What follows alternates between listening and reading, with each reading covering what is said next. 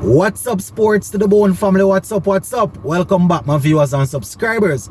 So we are on the outside. Decided to stop and give you this video real quick. I was reading a couple of interviews earlier today, and I saw where the captain of the Guyana Amazon Warriors, Hetmyer, he was basically saying that the batsmen need to stand up and be counted. The batsmen need to get the team across the line. That is where they are falling short. So we're going to talk a little bit about that. Plus we have some international cricket news that we need to take a look at. We see where former Pakistan player Shahid Afridi, he made a post saying that Shah Afridi is now in the UK to see seeing a doctor because of his knee and all of that, and the Pakistan Cricket Board had nothing to do with it.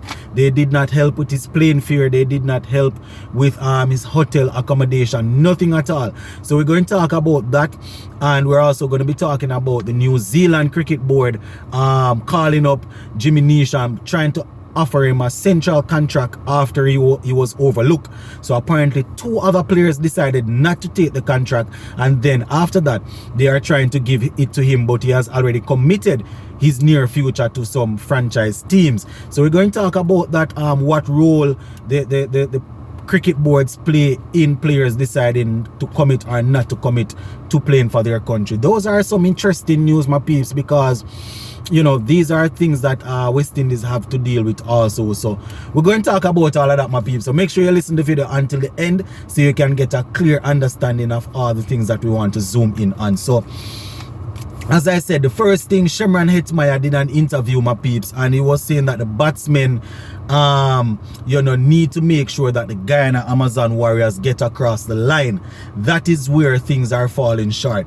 The batsmen need to stand up and be counted. And I mean, the last game that I saw with the Guyana Amazon Warriors, a couple of the batsmen, the way in which they got out, it was really bad. Odin Smith, Kemo Paul, and who else was it? Romario Shepherd, I think, swinging across the line, who no get bowled, get out LB double and all sort of madness. Even when they just wanted a little bit above a runner ball to really set, to really, you know, whether chase down the score or set a good target.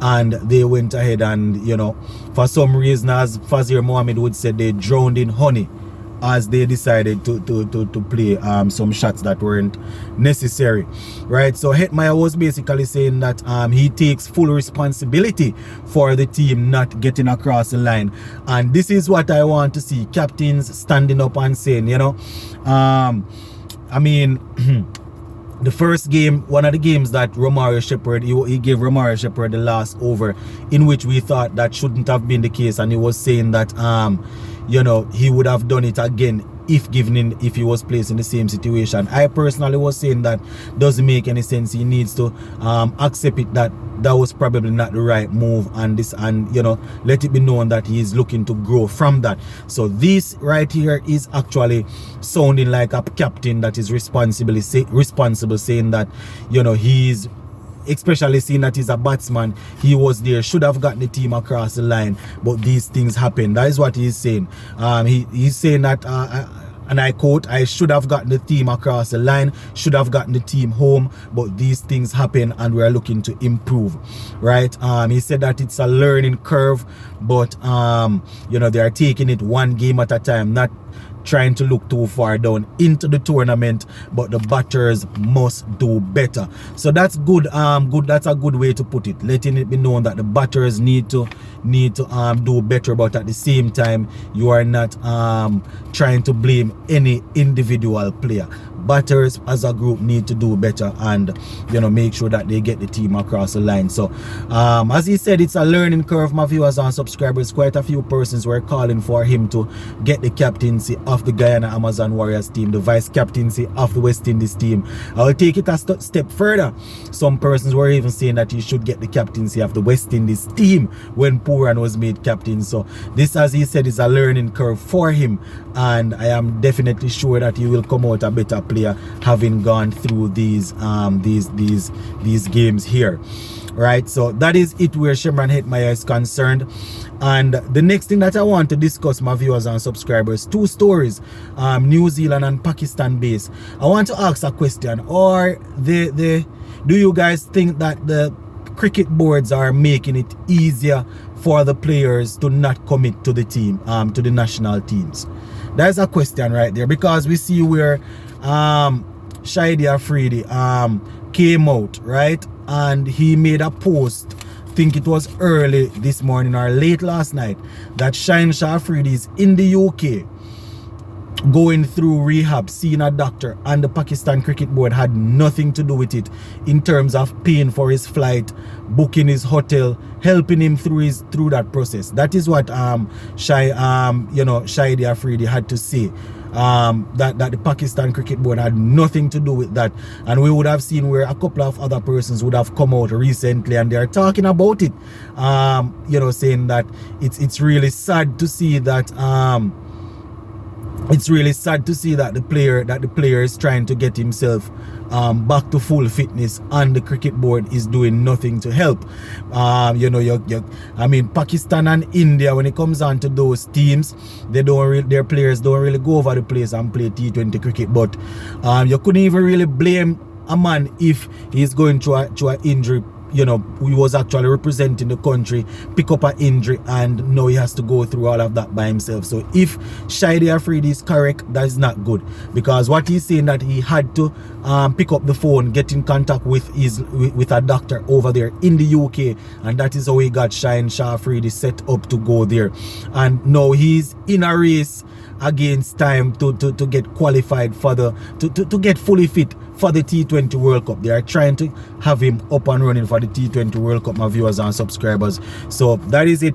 Do you guys believe that when players get injured on duty, the cricket board need to step in and make sure that the players are not in charge of their own hotel fees, plane ticket, and all of that? I don't know. And another step further, do you think that the cricket boards need to make sure that the doctors are in place to have the players looked after? Now, the final one that I want to touch on where cricket board is concerned is Jimmy Neesham, the all-rounder from New Zealand. We would have seen where he was not offered a central contract recently, and now that Trent Bolt has decided that he doesn't want that contract, and Colin Gradaham,